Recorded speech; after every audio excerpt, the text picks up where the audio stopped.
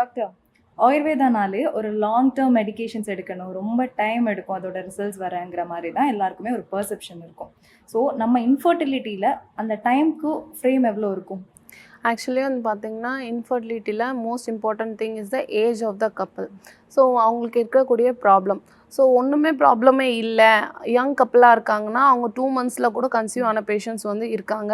Even வந்து 1 மந்தில் conceive ஆன பேஷண்ட்ஸ் கூட வந்து இருக்காங்க. பட் ஃபர்டிலிட்டி ட்ரீட்மெண்ட்னு வரும்போது அது வந்து ஒரு 6 to 8 மந்த்ஸ்க்கான ஒரு ட்ரீட்மெண்ட். அதே மாதிரி நம்ம பஞ்சகர்மா பண்ணும்போது பஞ்சகர்மாவே வந்து ஒரு 48 டேஸ் வந்து நம்ம வந்து பண்ணுறோம். ஸோ அந்த பஞ்சகர்மா வந்து நம்ம 48 டேஸ் பண்ணி முடித்த பிறகு ஒரு 2 to 3 சைக்கிள்ஸில் நிறைய பேஷண்ட்ஸ் வந்து நேச்சுரலாகவே வந்து கன்சீவ் ஆகுறாங்க. ஸோ டைம் ஃப்ரேமுன்னு நம்ம வச்சுக்கும் போது ஒரு 6 to 8 மந்த்ஸ் வந்து கப்புள்ஸ் விடாமல் வந்து ஆயுர்வேதா ட்ரீட்மெண்ட் எடுக்கும்போது கண்டிப்பாக அவங்களுக்கு வந்து ஒரு நல்ல சக்ஸஸ் வந்து கிடைக்கும்.